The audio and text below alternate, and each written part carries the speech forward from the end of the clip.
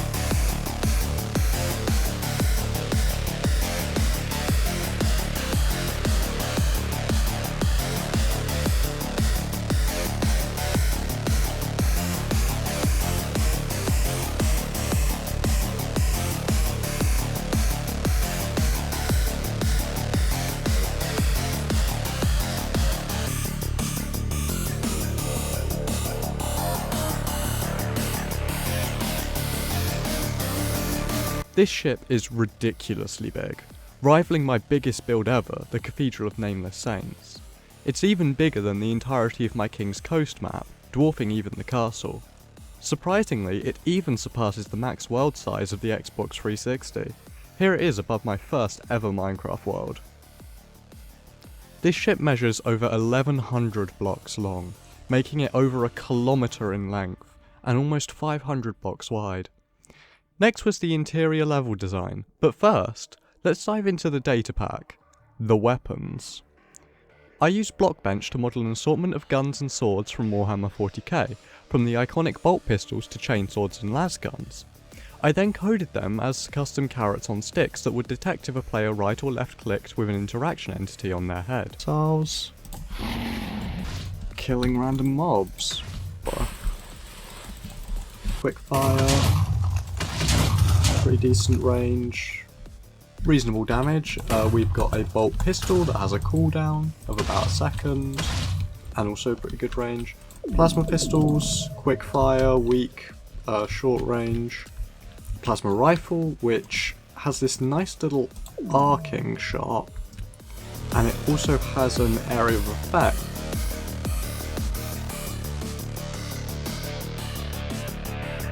These guns needed somewhere to be used, so I made a start on the interior of the ship.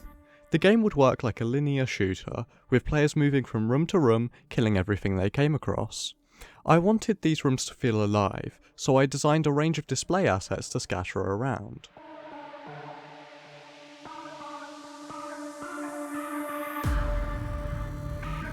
From the starting cryo room, the players will make their way up into the armory, which has become a twisting maze of storage crates. From there, they will enter the Holy Sanctum, formerly home to the Astropathic choir that guided the ship through the warp, and now the site of our first boss fight.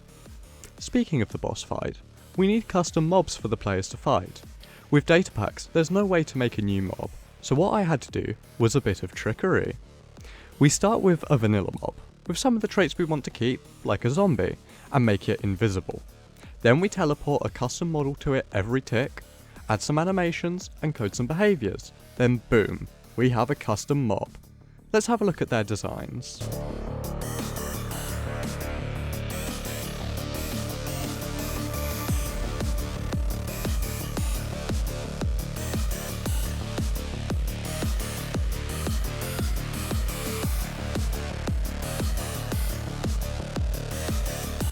There we go!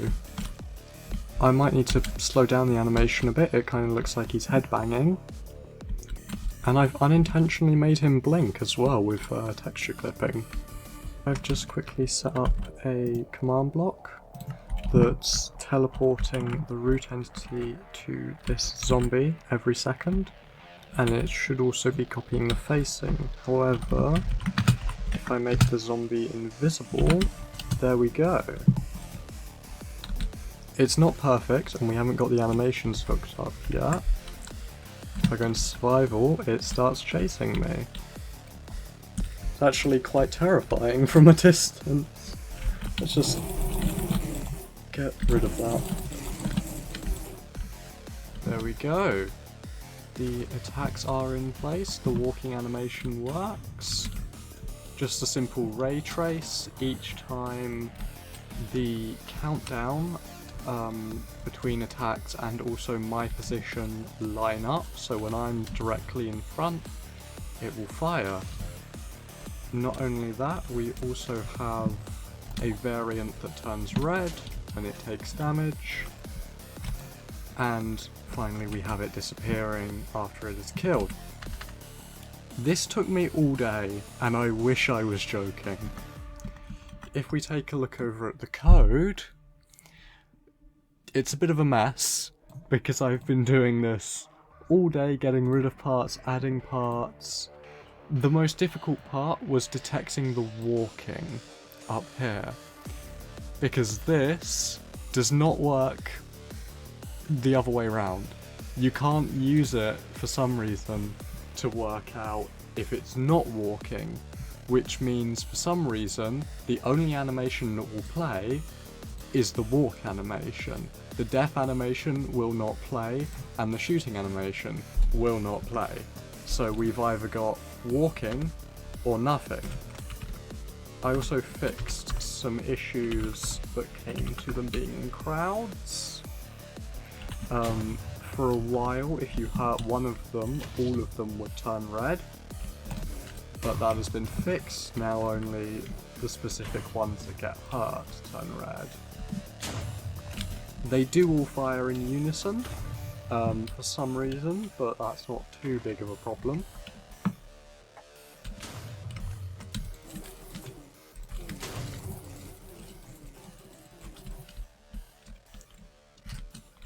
Let's get some more variants of cultists.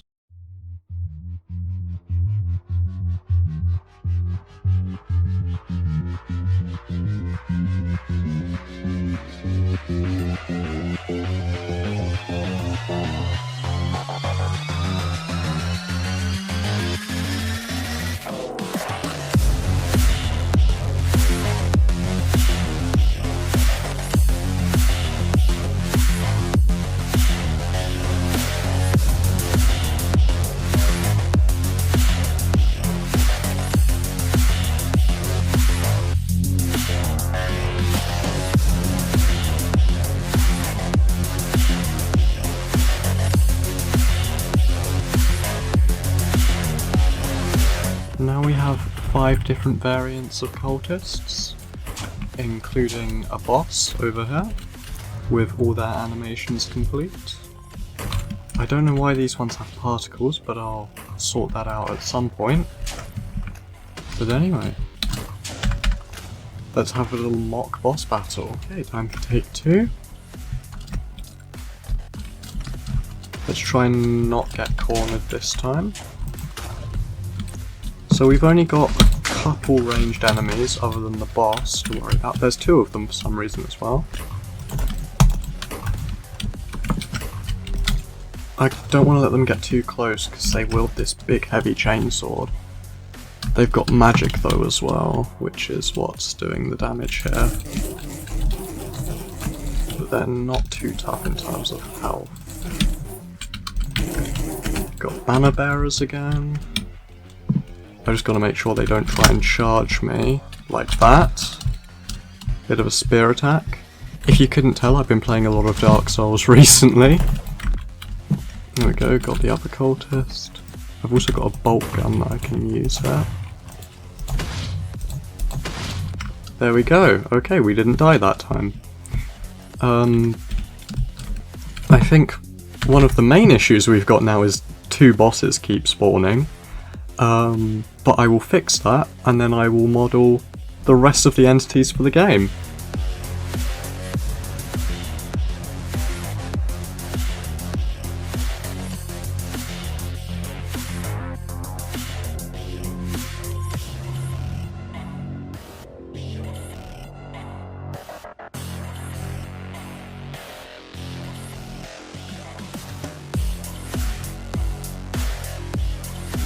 Then it was time for the game mechanics.